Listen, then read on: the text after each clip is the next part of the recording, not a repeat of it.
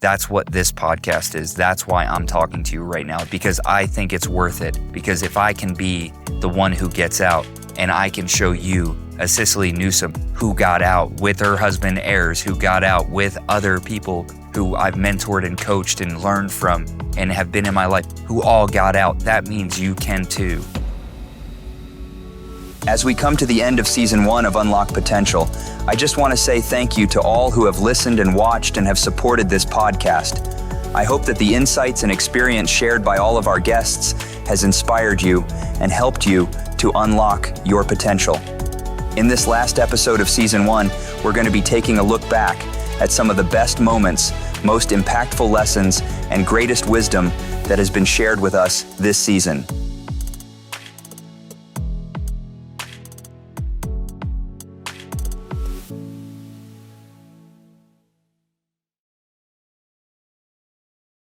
You're 100% responsible for your own life. Make it your best life. Yeah. You know, what is your best life? First, you got to figure out what do you want out of life? What's your passion? And do your passion, because once you start doing your passion, like what we do, I don't ever work. I never work a day. Yeah. And I don't think I've worked a day in 7 years. I really don't. Yeah. Because it's my passion. Yeah. I love seeing people grow and getting what they want out of life. And so to me, that's the thing, is find out really what you want out of life, right? And most people don't. This clip by Marshall, I think, is so powerful for a lot of different reasons. One of the biggest reasons is because of how he ends it right there with most people don't. Like, if we look at what most people do and what most people have, most people know what they want and they don't get it. Most people have big ideas and end up living smaller lives than they really wish to. Most people want things, but they get very opposite things. They want to do work that they're passionate about, but they have work that they consider soul-sucking, or it's just not life-giving. And I think this is where we make the mistake, is we put ourselves in a place where, as a result of a lack of intention early in our lives, there is a high demand on us later in our lives. And so what we need more than anything is clarity. We need clarity. That's where it starts with. One of the things that Marshall is clear about is what he's good at and what he's not. Like, that's something I love about my relationship, and I'm blessed as a result of my mentorship from him. Because he's very clear on what he's going to do well and what he's not going to do at all. And as a result of running and creating his own business, he has created a pocket for himself.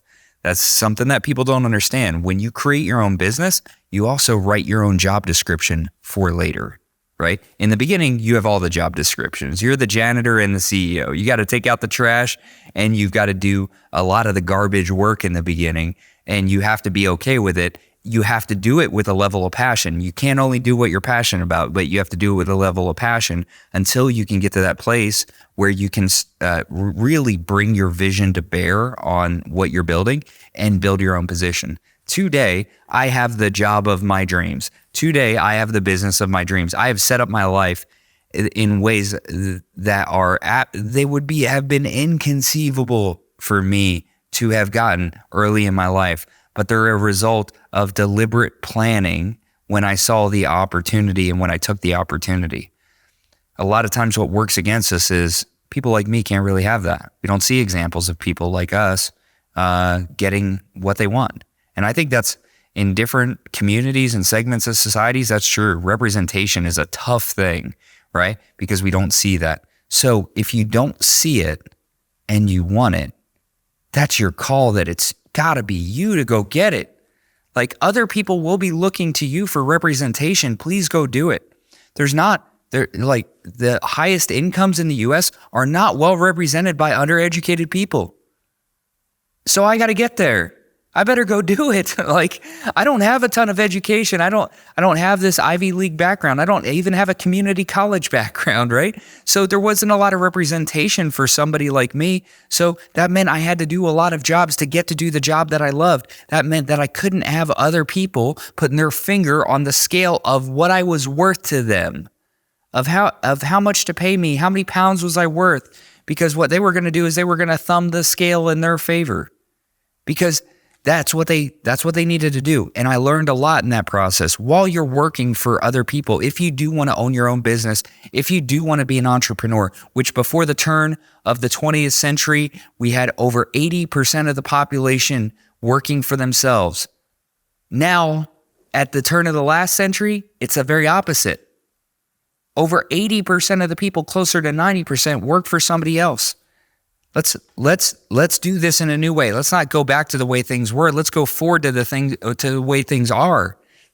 Things just aren't the way they used to be. Use your time.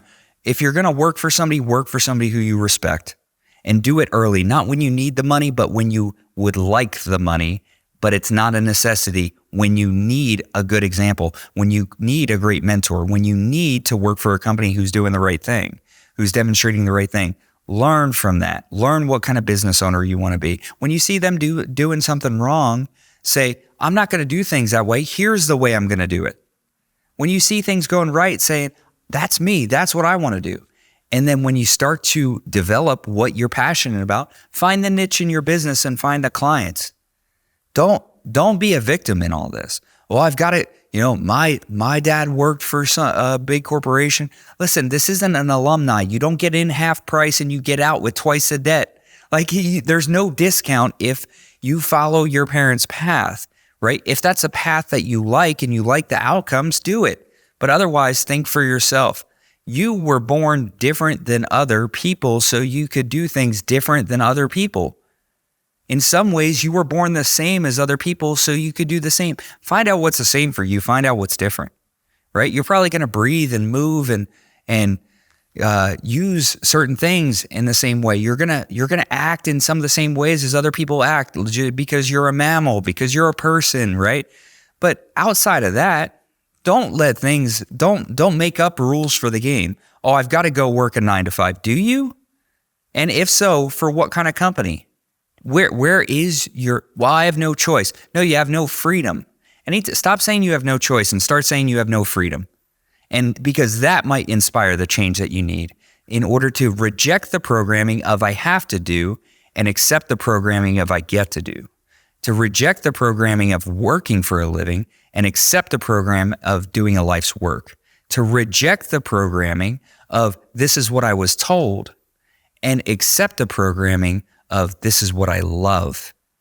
I think we're more afraid oftentimes of success than we are of failure, because failure we know. Failure is more comfortable because most of us have been in that place. And so I think there's other places where we can self-sabotage. We can bet on ourselves, and that's a great thing. But when we bet on ourselves, sometimes we can fall backwards from that because we say ooh, I'm really familiar with what failure looks like, but I'm not so sure who I'm going to have to become if it actually works out. Yep. And so that's what keeps us from taking the leap. It's not so much I want to be successful. No, I'd rather just be mediocre. I'll stay back and not risk. It's afraid of what we might have to become or who we might have to become and what we may have to do in that unfamiliar place of the next level for us. Yeah, I love what Cicely is saying in this clip because of how true it is. How when we have a difficult situation or when we have been hurt or when we have failed at something or we've hit a stumbling block, that becomes a very intrinsic thing that gets into our body. I heard somebody say, who knows if this is true, but we're the only mammals that hold trauma, right? Which is crazy. Because an axis deer will get chased by a lion or a leopard. And then 5 minutes later, you'll see it eating grass again, as long as it lived through the experience. What would you and I do if we were in that situation? If I got chased by a lion, I wouldn't be able to eat for the next 3 to 4 hours at least. I would be telling other people about it. Did you see? Are they anywhere around? I would be the most paranoid, low performing axis deer in the Serengeti because of how impactful those negative experiences are. And so because those things are so impactful and because we don't have a great culture just in general in the US of celebrating victories, It's kind of like, oh yeah, but it wasn't a big deal. It was like we really minimize trophies and we maximize traumas for whatever reason that is. I'm not sure, but we typically have a better vision for those things that have impacted us more. And if it has been losses, then we'll take the devil we know rather than the angel we don't. That's what we'll do. And when we would like to succeed, but we're terrified of failing. We would like to be known as somebody who can be counted on, who's consistent, who's like the person, the go-to guy or the go-to gal in the family. We want to be that. But what we don't want to be is the black sheep of the family. We don't want to be cast out. We don't want to be the one who, when the mother-in-law says, oh, I can't believe you married him, it was this and that. We don't want to be that person or that person who we don't want to fulfill people's worst fears about us, and that social thing is tough. So we have to get out of that. We have to get out of that. People use this crabs in a bucket analogy as if there's a bunch of like really mean, angry crabs trying to pull this one crab back into the bucket. They're all trying to get out. All of them. All of them are trying to get out of the bucket. And while they're all trying to get out independently, what they do is they all guarantee that one another are going to suffer the same fate, which is staying in that bucket. They don't realize that they're doing that. That's not their intention. They would love to see one get out because that means the other one could get out. That happens very quickly. That's not how it works because they're all trying to get out independently. That's what this podcast is. That's why I'm talking to you right now. This costs me money to put out because I think it's worth it. Because if I can be the one who gets out and I can show you a Cicely Newsom who got out with her husband Ayers, who got out with other people who I've mentored and coached and learned from and have been in my life, who all got out, that means you can too. That means you can too. And so the first thing we have to do is we have to reset our circumstances. We have to not be around people who are good to say better safe than sorry. Because what if you end up both? If we look statistically, most people are both. Most people are safe and sorry. Most people are in that situation where they never risked it, so they never got it, and now they're disappointed. They can't answer those questions that we would all like to answer. What did I do with my life? Was it valuable? Did it mean anything? All of us are going to be in that spot. Did I spend my time around the right people doing the right things and having an impact? Or will everybody just forget about me the second day I don't show up to work? Right? Because that's the truth. That's where most people are. Be radical, be impactful. In order to do that, I need to change my surroundings. I need to have people who expect me to do dangerous things, right? I have to have people around me who know the difference between things that are scary and things that are dangerous, and be able to say, yeah, I know that's scary, but it's not dangerous. Go do it. Stop thinking about it. Get on it. People who expect me to be successful. Yeah, we know you've never done this before, but you've done hard things before, right? Come on, get on it, right? Not people who want me to go down. Mediocrity loves company. If people are in a job they hate, a marriage they hate, guess what they want you to do? Get hired and get married. The people who are in marriages that they love, they don't advocate for marriage because they know how much difficulty it is. It's all the right kinds of difficulty. It's all the right kinds of challenge. But I would never tell somebody to get married. I would tell somebody to get married if it's the right situation for them. If that person, if they believe that they found their soulmate, if they're willing to do the work that it takes to be a great partner, I would certainly tell them to get married at that point. You know, if they believe that's right, if they're committed to doing the work and building a real partnership, I would definitely tell them to do that. But it's not inherently good to get married. It's inherently good to work on your marriage. If you're married, it's inherently good not to do everything that you can to keep things together. It's not inherently good to have a big corporate job. It's not inherently good. And here's why. Because the number one way that S&P 500 companies raise stock prices is through layoffs. Layoffs every year. That is the number one most common way that Fortune 500 companies that are traded publicly raise stock prices every single year. The most predictable way they're going to raise stock prices is through layoffs. And you know who they lay off? They lay off people who are in the middle of their career making the most money they've ever made, and they lay them off right around Christmas time. You tell me how that's safe. You tell me how that's safe. No, what I think is go work for the company that you're passionate about the project you're about to do. Don't go and work for a living. Go do a life's work. Early on, being in my 20s in sales, is I always wanted you to feel, Brian, let's say you're in your 40s, 50s, 60s. Yep. Like if I didn't sell you, I wanted you to respect me. I wanted you like turn to your wife and say, Tori, he was a fine young gentleman, Yeah.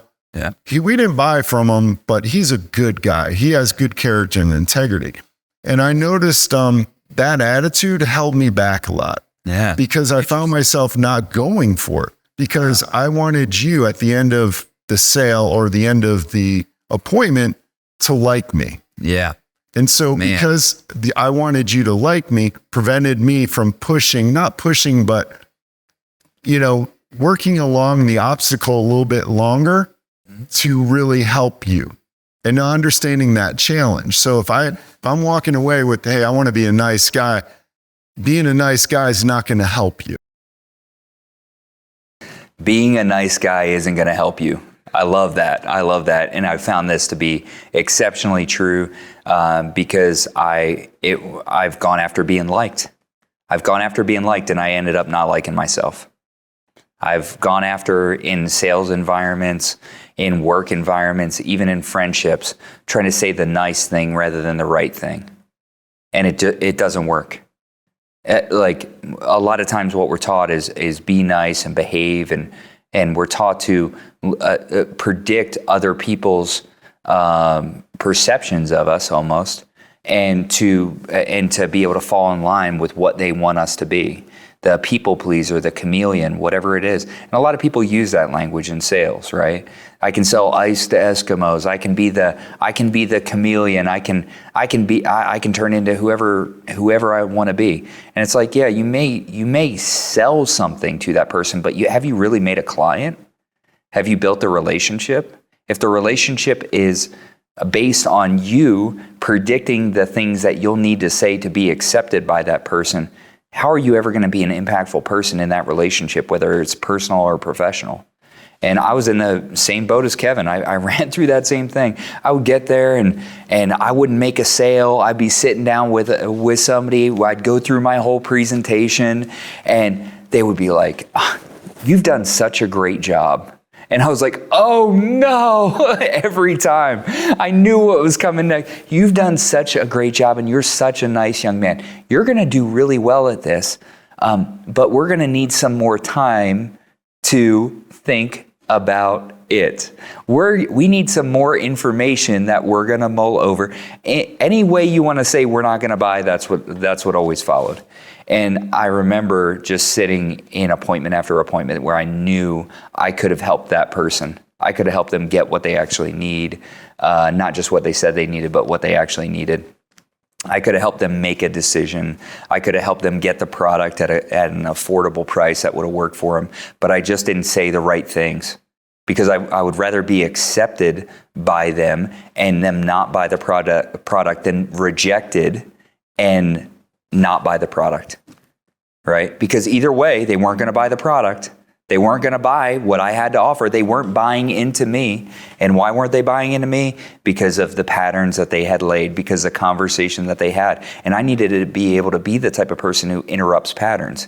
And you know what nice guys don't do? Nice guys don't interrupt patterns.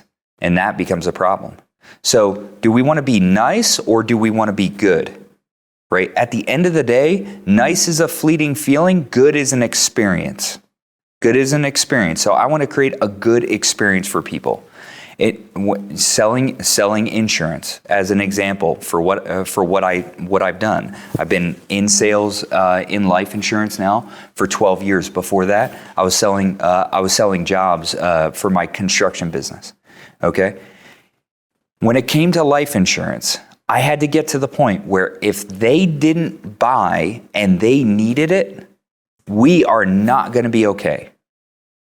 We are not going to be okay because if I could see a need and I saw this person after having done a great job myself as the best I could, but they made a decision out of their own personal selfishness not to protect their family with a life insurance policy that they clearly needed based on the information that they went over. I wanted to let them know that we're not okay. My job is to help them get their family protected, not be liked. If I'm not friends with them, but their family's protected, my job just got done, right? If they don't think I did a good job, but their family got protected, I did a great job. I did what I needed to do. Now, here's the deal. Do you have to ruffle feathers to make sales? Do you have to ruffle feathers to be successful in business? Not always, but sometimes. Not always, but sometimes. And I had gone into house after house, and I remember that moment sitting out in my car after I had paid the tuition, and I paid the tuition through my missed sales and my missed commission. $500 per house that I could have sold. I was paying my commission. I was on my way to an Ivy League costing education in this business. And I finally slammed my hands down on the steering wheel and I said, enough is enough. I am not going to leave another person's home without saying exactly what needs to be said so that they know the truth of the situation, because I'm not in this for me first. I have to be able to deliver value to them first, and then my pay will be taken care of. I'm going to be good. I couldn't get that done as a nice guy, though. As a nice guy, I would say only what they accepted and what was acceptable. What was acceptable. I had to say the things that they expected me to say. But as a good person, what I had to do was care enough to confront them with the truth of their situation, whether they saw it or not, and learn how to build a supportive bridge that we could walk across together to get from the reality they had to the future that they wanted. And that was my job. And that's your job when you're in sales. That's your job when you're in business. Deliver value to the clients. Don't try to win a client's attitude. Try to win the client's business, and the attitude will follow as long as you've done the right things. 2 rules to make sure that happens and you actually win the client. Number 1, don't lie. You control what you say. I control what I say. I realized that I was saying things in the excitement to get the sale that I couldn't follow through on. I didn't know that at the time, but then I learned and all I had to do was say less. I had to make less promises. I had to not get wrapped up in that feeling of excitement from the emotion of having closed the sale, where I was just saying all these things that I was going to do. I was going to jump through hoops, and I was going to juggle flaming torches, and I was going to do all that while I was bouncing on a ball. None of that stuff was going to happen. What was going to happen was I was going to go sit in the next appointment, and I was going to do my best to remember everybody who I had sat with and why that was important, and to follow up. And so I had to learn how to say less, but the things that I did say, I had to learn how to make sure that they were true, and I was going to follow through on them. The second one, don't be weird. When something needs to be said, just say it, because otherwise you're going to be weird, and it's going to get weird. And if you feel weird while you're out there making sales, so do your clients. The way we feel, we're connected somehow. I don't know. I'm not a theologian. I'm not a scientist. I don't know how we're all connected, but I know that my feelings are often a reflection of the people who I'm in the same room with. And that when I change my state, their state changes as well. And if I can get in charge of my state, that means I can help them get in charge of their state. And what that oftentimes means is breaking the momentum of assumption, interrupting a pattern, and saying what needs to be said. I was always wired for time. I want more time. And that meant that I had to figure out how to make a lot of money, because in order to buy my time, that meant that I needed to scale and duplicate myself. And so that was the focus. And I think that is a trap that a lot of entrepreneurs get into, as they start trying to look the part when they should be trying to scale their business. And if you're focused on time, it'll force you to scale your business. If you're focused on money, you're going to keep chasing the money, and you're going to keep chasing the Porsches and the things that look like you have money. And it may mean that you have money at some point, but don't let that stuff get in your way. Casey is one of my favorite people to talk to as a result of just his very simple way of putting things. I love to say that he's as dumb as a fox, right? This guy puts things so simply that even I, early on when I first met him, could completely understand and grab onto what he said.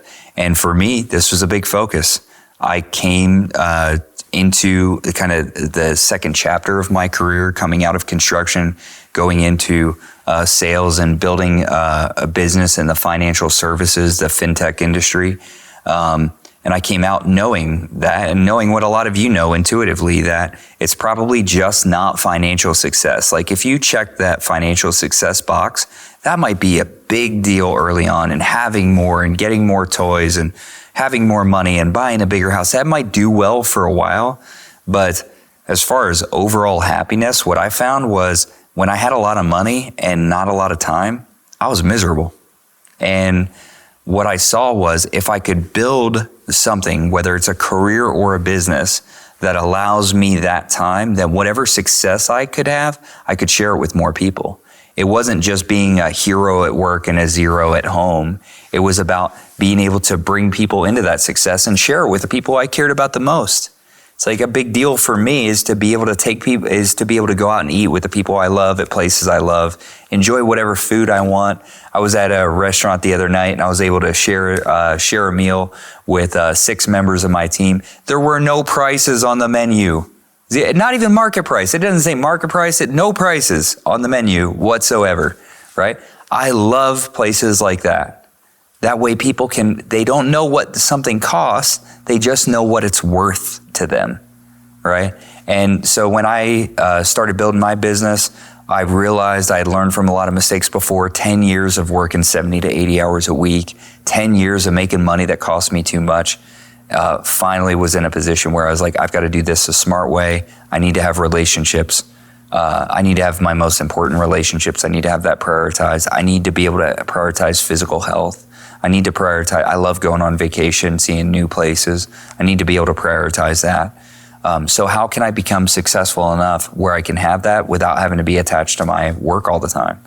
And when we start to put not money as a primary, but money up to the point of security as primary, but past that point, we look at time as primary. How much of my time can I get back without my career, my income, my business taking a big hit? How can I do that? Like what's the secret to that? And the secret has always been the same. It's always leverage. It's what can I do once in order to get paid over and over and over again for it? And who can I have in my corner who's going to be able to do the work that frees me up to do the higher dollar an hour work? Right? Because if I want to make, let's say you want to make $30 an hour, right? Can you consistently do $15 an hour work and make $30 an hour? No, you're eventually going to make $15 an hour, right? If, let's say a surgeon, right, spends all his time, instead of in the operating room, he spends it in his office organizing, right? The question is he going to get paid more like a surgeon or more like an organizer? He's going to get paid more like an organizer because he's not doing surgeries. So what does he need? He needs leverage. Obviously, he needs to be organized. Otherwise, he cuts off the wrong foot or does something else terrible that we found because he doesn't have that person in his corner. But every single time, let's say the surgeon's worth $100 an hour at the low end, right? They're probably worth like $700-800 an hour. They get billed out at $10,000 an hour or whatever it is. But let's say it's $100 an hour. Well, if he's doing $20 an hour work, right? Then there's an $80 value spread that he's just giving away, right? Because he's not doing the $100 an hour work. Now there are people out here who are growing through their career who they may be in the beginning of their career, or they might just have different goals than you, who would love to be doing that work for you because they want to get paid that money and that's what they're geared up for and that's the work that they love. Go find those people. Have them work for you. I have incredible members of my executive team. These are incredible employees who care deeply for me. I care deeply for them, and we get a lot of work done together. I just can't do their job. I have to do my job. So I'm going to be an assistant until I have an assistant. I'm going to be a janitor till I have a janitor. I'm going to be everything from the janitor to the CEO until I have those points in there. But what I know is I can't ever get my time back if what I'm doing is $15 an hour work, hoping for a $100 an hour result. I've got to have that $100 an hour work getting done by me in the beginning, having somebody help me with the $15 an hour work and knowing that $15 an hour work is just going to get done on a very consistent pace because that's what this person's job is and they love their job and they want to get paid for it and they want the opportunity for advancement. One of the things that I'll tell you is as you're gaining leverage, don't hire anybody into your company if you don't see that they have an opportunity to advance within your company. Hire them for advancement within your company. Otherwise, you'll have somebody who holds you back because while they might meet the needs of your company now, they won't in 3 months from now as long as you're a growing company because they need to be able to grow with it. So if you don't see the possibility for that person growing with your company, don't do that to them because they're probably not looking for a short-term contract position. If they are, that's great, but in all the other situations, because as that person grows in your company and they move from the $20 an hour work to the $30 an hour work to the $50 an hour work, they also can train other people how to do that behind them, and it frees you up to do even more higher dollar an hour work, right? So if we're going after time, we have to start to build it that way, right? If you're in your own business, don't think like an employee thinks, okay? What employees think, they think, how much time did I put in? The way a business owner thinks is, how much did I put into my time? Not how much time I put in. How much am I putting into my time? How much am I getting done? Because what I believe is most salespeople can hit their monthly quota in 3 weeks and not 4. And the good news is there's 4.3, I believe it's 4.33 weeks in an average month if you take it over the whole year. That gives you 1.33 of a week to go do it, plus all your weekends, right? So if you are an employee, could you get all that stuff done without earning the right to do it all over again, but earning the right to advance and get paid more and maybe get into the job you love? If you're a business owner, can you put a tighter timeline than what's acceptable onto your business and get those jobs done fast so you can buy time on the back end? Because that's how I figured out how to take 6 weeks of vacation a year. I figured that out back in 2014. I had a small company. I took 6 weeks of vacation that year. You know what happened to my company? It grew. It grew. Why? Because it didn't always need me there, but when it did need me there, I was fully present and recharged from taking the time off, and I was ready to go. So are you working up to the standard and expecting exceptional, or are you working in an exceptional way looking for growth? That's the key. Work in that exceptional way, look for growth, and get leverage. That's going to equate to time. Check out the official Unlock Potential store where inspiration meets style. Explore our exclusive collection of gear inspired by the transformational messages straight from our Unlock Potential podcast. From trendy apparel that embraces the power of positivity to accessories that fuel your motivation. We've got something for every go-getter. Spread the messages of empowerment, energy, and motivation that you get from the Unlock Potential podcast by grabbing your gear today. Because I need to know if I'm working with someone that will take ownership, even if you haven't before, or someone that's going to kind of play the victim card. And there's nothing more annoying or frustrating to me, or nothing that I think is more damaging to someone's ability to move forward in a positive way than that victim mentality. And gosh, I mean, we see that so often in the business that we're in. Oh yeah. But I'm so grateful every day that I landed in a business where if things happen, they generally happen because I allowed them to happen. And you can't say that with other businesses. I mean, listen, there were some people in 2005 and 6 and 7 that were killing it in the mortgage business. And then something outside of their control happened with the economy and everything that happens is they find themselves, and we've got people in our organization that were very successful during those days and had to kind of restart. So that'll teach you some grit and really resilience. I mean, you get to a level where you're earning, a really high 6-figure income, and in a matter of a month or two, that goes away. Yep. What a victim would say, they would never rebound from that. Yep. And so while there may be things that happen that caused the circumstances maybe that I'm going through, how I'm responding to that and where I'm going from there is what is going to determine whether or not I own it or if I'm allowing it to happen to me and I can't overcome it. One of the most important topics to me, and it's a challenging topic, as it should be to anybody, in my opinion, is he talks a lot about responsibility. And when it comes to deciding who you're going to lead, like as a leader, if you're going to decide to be a leader, you're the one who's deciding to be responsible. Not responsible to make all the good decisions, but responsible to deal with the outcomes of the decisions that you make, right? That's what real leadership is. And I think when it comes down to responsibility, it's also the leader's job to be able to see who's being responsible, because the people who are taking more responsibility will be more effective 100%. The people who don't take that responsibility are just going to have constant problems, because they don't know that where the problems come from. They don't know problems are typically an issue of perception, because not the problem itself, but your response to it and how you cultivate those issues that come up. And I think this idea of responsibility often gets people put it together with fault. Okay, there are things in my life that have happened to me that are not my fault. Like the wrong things happened. The wrong things happened. People did the wrong things to me. I have done things to other people that aren't their fault.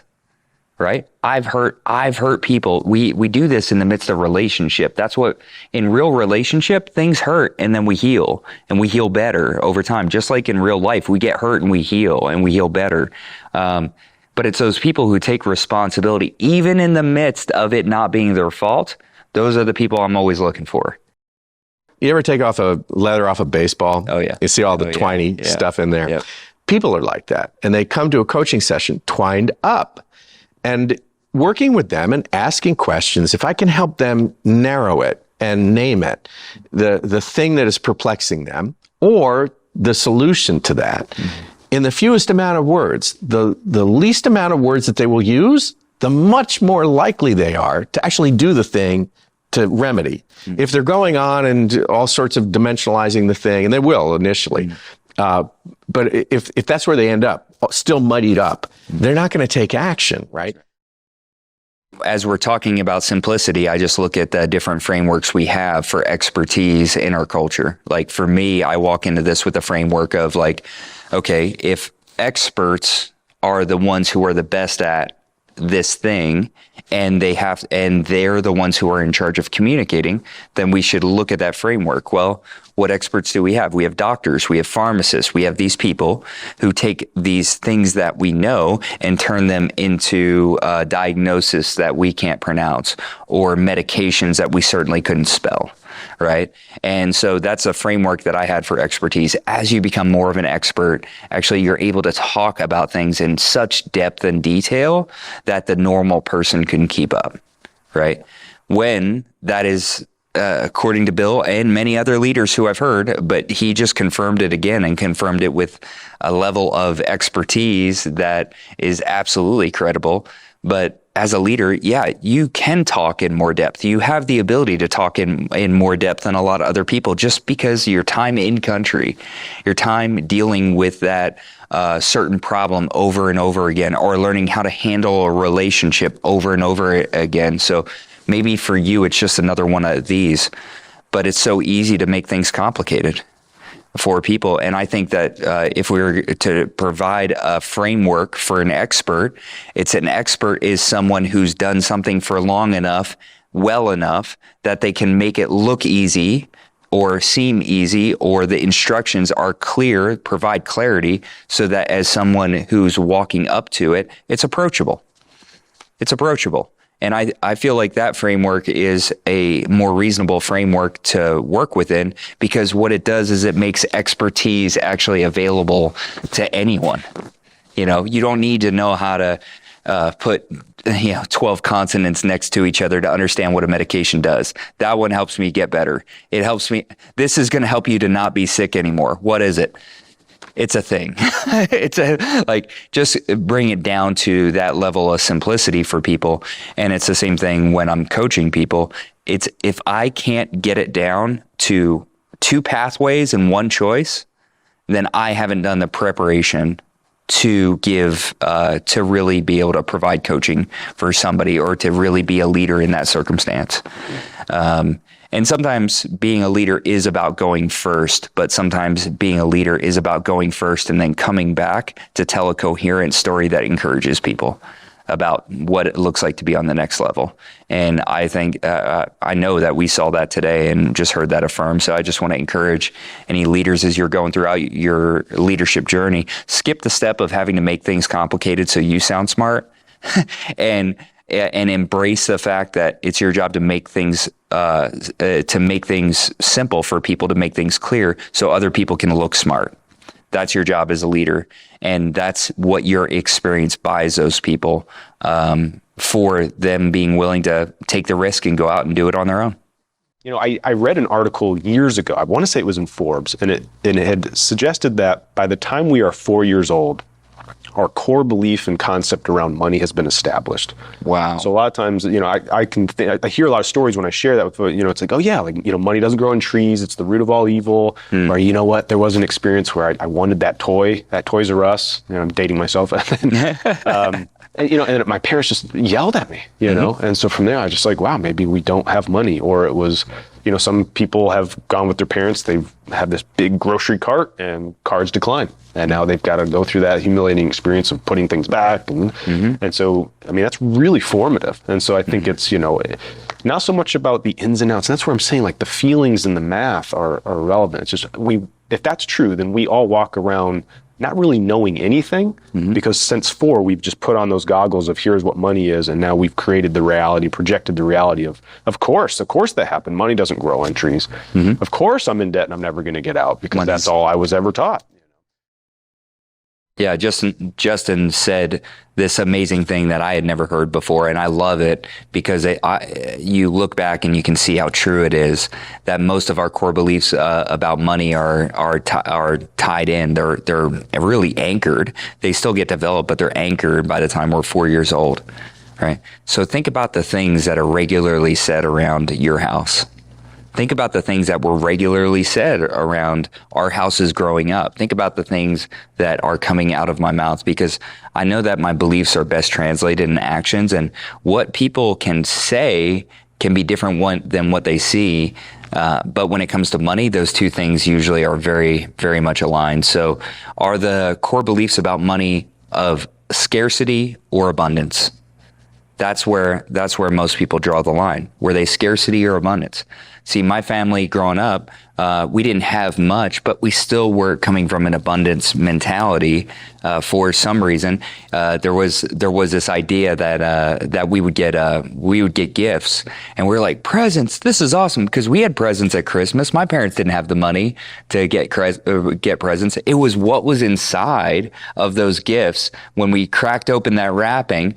It was bed sheets, socks, and underwear. That's what was inside of those things. Maybe one gift or two, but it was just normal stuff that if you were in any other home, maybe, or in another type of economic situation, if you weren't lower middle class, you would just get on the regular. Like for my son, he doesn't get socks and underwear and bed sheets for Christmas. That's something that we replace as we go. But for us, it was such a big deal. And there was still a belief around abundance of money.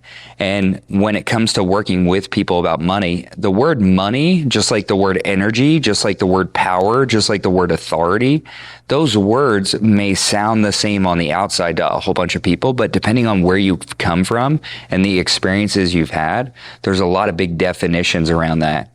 That's why in sales, we don't talk about what something is, because in financial services, a word that we might use is insurance. That's what it is. What it does is what's important. It's protection, it's coverage, it's a plan. That's what it does, and that's what people really want to know. When we get into what it is, like a budget, such as what Justin was talking about, you talk to me about a budget, all of a sudden I started to have to breathe deep. I'm like, I don't know that I want to be tied down. I'm not ready for commitment. Okay, right? It's going to take away my freedom. That's how I think of budget. So if Justin says to me to put a budget together, he might notice that I would squirm in my seat. But what do I really want? I really want what that's going to do for me. Hey, Brian, how would you like to know exactly how much money you have on a monthly basis to spend on whatever you want? Boom, you got me in a budget now, right? How would you like to not have to ever worry about or deal with the stress of money again? Because as Dave Ramsey talks about, you're telling your money where to go rather than having your money tell you where you can't. It's whether it's a budget, whether it's a schedule, whether it's an investment strategy. Justin was talking a lot about this idea, how we already have some emotional attachments to certain things that we need not have emotional attachments to, right? We might have an emotional well, I want to be invested in the stock market, but I want to be invested in crypto. Why? Because I heard that's a great thing to do because my uncle does it. I've heard about day trading. I've heard about this. It's so important for us to be able to not only voice our concerns. So in the case of a financial planner, a financial professional, in the case of any sales, we give the person room to speak what their concerns are, to tell us about the definitions. When somebody says, I really want insurance, or I really want a car, or I really want a financial plan, or I really want an investment, the first thing somebody should do and say in any of those situations is, tell me more about that. It's always the same. Just say, tell me more about that. What will the average salesperson do? What would the average pharmacist who's writing a prescription, or the mechanic who's willing to throw parts at something do? They're going to say, well, here's what I have right here, and it only costs $39.99, right? That's it. Because they were just waiting for their turn. They were just waiting for their turn. They weren't really listening. They weren't formulating. They weren't tailoring. They weren't there. They were more concerned about the product than the person, the price than the problem. And that's always a mistake. If you're an entrepreneur, understand that the key to you achieving your dreams is people. It's always people. It's never the product. It's never the price. The price is it's going to be what it is, and you can tailor that for some people, but understand what your market is and understand who they are, what they like, the language that they speak, what they mean, and then confirm that by asking them a follow-up question. When it comes to beliefs, it's time to replace some things. So if you're in this, if you're getting into business, if you're getting into sales, if you're getting into any of this, what we should do is take an inventory of our beliefs, right? And there's such great books out there. There's a book called Secrets of the Millionaire Mind by T. Harv Eker. There's another book, and somebody write this in the comments who wrote it. Born Rich is another fantastic book. Tell me what the author is, and we'll figure out a free monthly membership or a t-shirt or swag or something like that. But these books were crucial for me to translate what I actually wanted and how that differentiated from how I was thinking. Because how I was thinking was actually counter to what I wanted. And how we think and what we believe are going to dictate our actions. And so we want those things to be aligned with each other. We want those things to be connected. Because I can think, well, I want to have money. I want to make more money. I want to make me more money. And then I can say out of the same side of my mouth, but they won't give me enough. My desire may be for more money, but my fundamental understanding of how money moves is problematic. I still think it's about how much people will give me rather than how much value and energy I can generate in the right markets. I think too, like letting your kids, and again, this is like, listen to them. They come in with just who they are. Yeah. And our biggest thing is not to get in their way. Yeah. But how do I listen to who they are? How do I see them for how they're wired? Yeah. How do I create an environment that helps them grow into being their individual selves, not somebody, Brandon and I, just mini-me's of us. Yeah. They're very much their own people. And helping them recognize their superpowers. Yeah. So cool. Tell them, like, you killed it really here. I think we always are giving feedback sometimes when they're not doing what we think they should do but to really say, like, I noticed you today. Yeah. And that worked really well. I encourage them when we go to school, tell me when we get home about something that you notice someone doing something kind today. Oh, wow. That's Help great. them start to notice outside their own selves Yeah. what other people are doing that are breeding kindness. So little things like that. Another topic that we got to hit on was just one of my favorite topics, which is just raising kids. Because I think the adults that we don't like dealing with today were the poorly raised children of a previous generation. And that sucks. And we have a lot of bad parenting on display in our society right now, right? People who are more focused on their differences and their similarities. We're all just freaking people.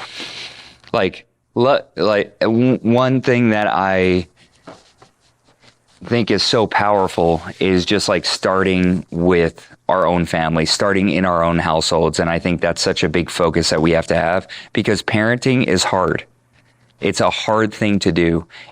People don't realize that. They're like, oh, I've had a kid. It's like, people want to throw like a baby shower. I want to like help those people. It's like, I understand what that's like, because everybody's like, oh, that's so exciting. Aren't you excited? And they use this word exciting. It's like, I don't know. Like, I hope you're looking forward to it, but you're about to go through the hardest, best thing you've ever done. The hardest, best freaking thing you've ever done. And I think that's so powerful for people to accept that. And so when it's hard, they're like, well, this is supposed to be exciting. Right? Because everybody asked me if I was excited. No, it's not. This part sucks. You have another human being that at one point is going to be an adult that's completely dependent on 100% of your decisions in order to survive. When was the last time you had that in your life? And I'll give you the answer. If you're not a parent, you have never had that in your life. You have never had that kind of pressure. It's like, what if I forget a coat? They get cold. What if I don't remember to eat them? They're going to be grumpy kids, right? Like, people don't like to use big words about kids. I do, because they can be assholes just like anybody else. But we have to set that situation up, and it's the same for leadership. Are we creating environments where people can be successful and feel good, where that's even available? Right? Or are we communicating with our kids in ways that are just like dysfunctional and we wouldn't want to see, but we feel like we are entitled to as parents? And that's why we talk so much about communication, is because I think that's one of the biggest challenges. I heard Joe Rogan say on a podcast years ago that he doesn't yell at his kids. And I was like, damn, that's got to be tough. And I realized what I was doing when I was in that state, and when I was giving off that energy, and when I was saying those words, that I was hurting. I wasn't helping. And the only person who I thought I was helping was myself. And that wasn't acceptable. And I see people get so angry at their kids like they meant to do it. Like they were trying to be wrong and therefore they need to be punished. It's like correction and punishment are two different things. They're two different things. And if you feel like your child needs to be punished because they had bad intentions, then maybe that's a reflection of how you feel that's more of an accurate reflection about how you feel about yourself than it is about this tiny being that barely has a personality yet, because they're just new into this world, whether they're 2, 3, 5, whatever it is. And so just learning how to communicate and learning how to dial ourselves in, learning how to set those boundaries, whether it's with other people, learning how to have good boundaries and good self-awareness. I think all of that is so important in how we show up. And the more your ability to affect, the more you have the ability to affect change in your own state, the more you're going to naturally have influence over other people's states. Okay, so it does start here. So if I find myself at home saying, I wish you would just stop yelling, right? Right? Or I find myself at home being in a place where I'm like trying to push perfection on this little human being that is just real, not perfect, but they're perfectly real at this point. They're uninhibited, that I'm causing trauma that I may have to pay for later, but they're definitely going to have to pay for that later. 100% they're going to have to pay the price for that later. So learning as a parent, learning as a leader, how to be the type of person who, even in the midst of correction, really carries themselves in a way that they would want that other person to mimic, that they would want imitation of that. So if there's something that I want, that's something I'm going to bring first. I'm going to give that person a choice to choose to do that. And I feel really fortunate because I had parents who were working on themselves in that arena. They were by no means perfect. They did things really well in a lot of ways, but they still had growth to do. But they were much further along than where their parents were. Like by a generation, like generations are important. By a generation, they were so much further along. So while my parents started at home plate, I got to start at first base. And if I get to start at first base, and I love this because Meredith talked about privilege, my son is a very privileged human being. He's privileged, and I've earned the right for him to be privileged. I've worked hard. I've gotten the results. That's one of the reasons. It's one of my pushes to work is for him. So I've earned that. And she said a very powerful thing. I never want my kids to have to apologize for that privilege because that privilege is a good thing. I do want them to be aware of it so that they can use that to benefit themselves and other people. And I think that's just a really phenomenal perspective that is not communicated enough around privilege, around children, around wealth, around money.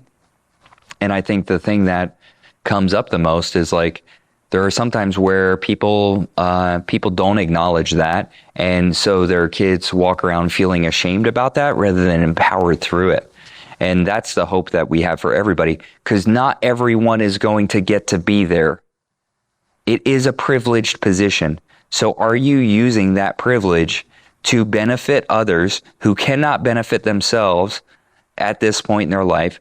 Or are you using that just to build entitlement and cultivate entitlement in your own life about all the stuff that you shouldn't have to do, that others need to do for you?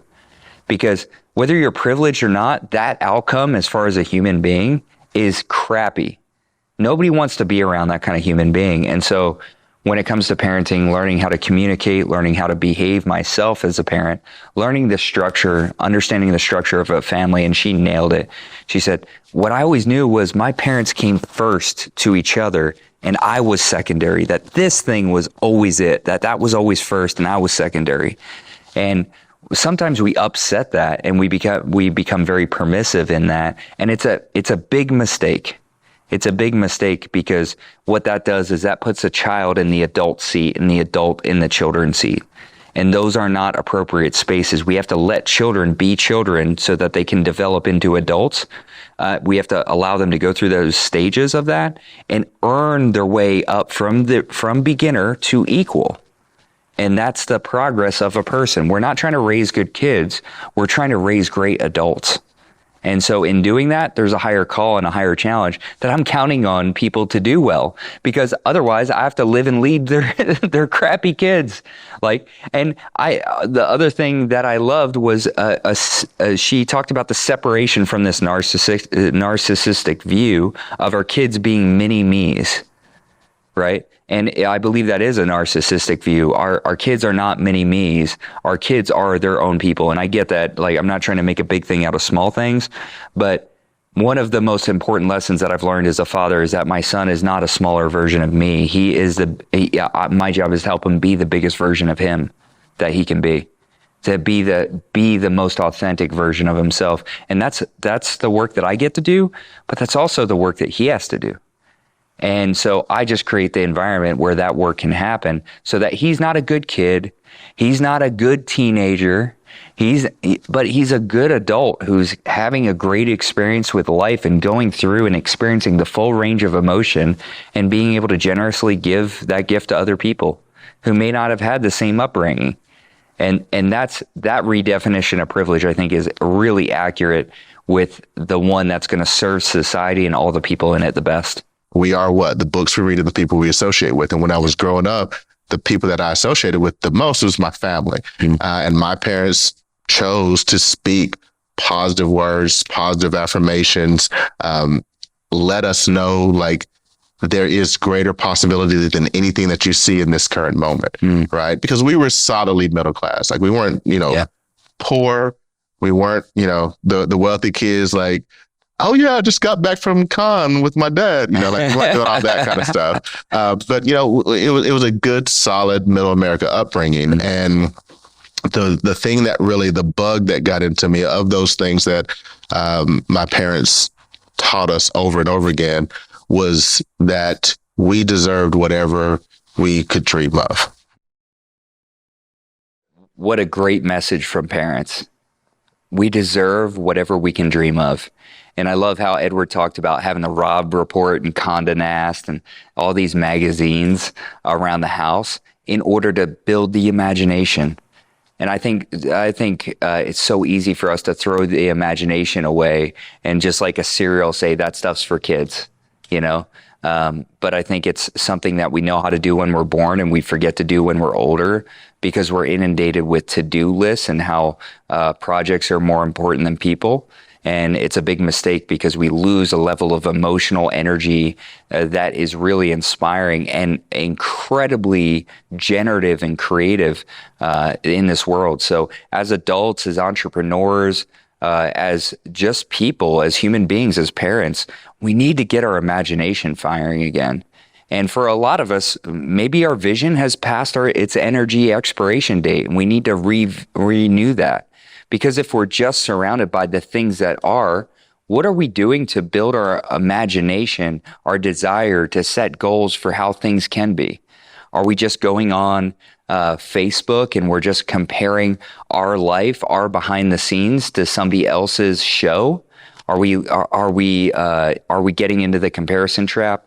Are we comparing something that is real, like our life, to something that's not real, like maybe some fake backgrounds or a rented car, rented jet? We're like, I'd love to own that car one day. So would the person on Facebook. So would that marketer. They don't own that car. They rented it. They didn't even rent it for a day. They rented it by the hour for 4 hours to do the photo shoot, right? That was a photo shoot, not real life. And so I think grabbing onto the tools that help us to fire the imagination again is so vital. And if we expect our kids to have an imagination that's beyond the circumstances, which, let's be frank, that's our job as parents. My job as a parent is not for me to start. My dad started behind the dugout, right? He was at home plate, swung, hit a good pitch, went out to first base. He got me out to first base. My job is not to stay on first base. That's not my job. My job is to move around the bases. And how many times can I come around home? How much momentum can I build for my son so that I can have him start ahead of where I was, so I can have him learn from my mistakes? The idea is generationally we get better. I don't know that that's what we see when we look around most of the time. I think there's a lack of intention around generational wealth, especially when it comes to knowledge, especially when it comes to the wisdom that we need. And there's so much wisdom in what Edward's mom and dad did for him. And I'm thankful to know and have gotten to have a lot of conversations with Edward's dad as well.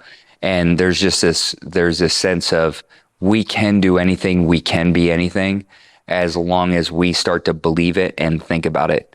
If we can see it in our mind and we can feel it in our heart, then we can absolutely hold it in our hand. And so what's important to you? Because here's one thing I do know, is you will never have enough money to buy all the things you don't want, right? So let's get specific. I want a nicer car. Okay, specifically what kind of car? How much is it going to cost you? And what are the problems that you have to solve in between where you are and where you need to be in order to be the type of person who drives that car? Don't focus on having that car come into your world. Focus on what kind of person drives that kind of car. What do they do? Make sure they're the type of person who you want to be. There was a long time in my career that in order to be successful, I thought I was either going to have the success or be the type of person who I respected. I thought it was one or the other, because a lot of the examples of success that were shown, especially through the media, if there's somebody who's very rich, they did it at the expense of these other people. It's a zero-sum game. It's terrible. That's not the case. The most successful people I know, who are also the happiest, extremely generous, extremely value-based, they're willing to admit that they were wrong. Imagine that. They apologize. They walk around with a confidence, but not the confidence of being perfect, the confidence of being real, knowing they can make up for their mistakes, knowing they can heal relationships, knowing that they have the authority to speak from an intentional and vulnerable way that really gets into people's hearts, that enables them to have the influence in the circles and with the people around them. So I think it's so important. The imagination is an incredible tool. In fact, as Elon Musk said, he was asked why he reads science fiction books, why he doesn't just spend all his time reading self-development books. And he said, I read two types of books. One type is I read biographies, because I want to learn about the people who I respect the most. I want to learn about the leaders in the past, who they are, where they came from, what they did, how they thought, who they surrounded themselves with. The second type of book he said he reads is science fiction. And when they asked him, why do you read science fiction books?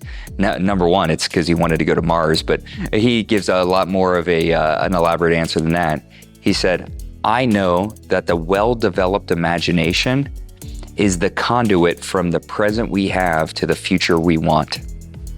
And that's what we have to start developing in our children. Not how they can behave to be acceptable, but how they can dream to be great. Thanks again for joining us for this conversation. Head right over to our Patreon for exclusive content, including more from our conversation today. Thank you all for joining our conversations. We're developing this platform for simple, profound tools and techniques that can help you get the best out of your life and, more importantly, unlock potential. You can find me across all social platforms at The Brian Delaney, and online, come visit us at thebriandelaney.com.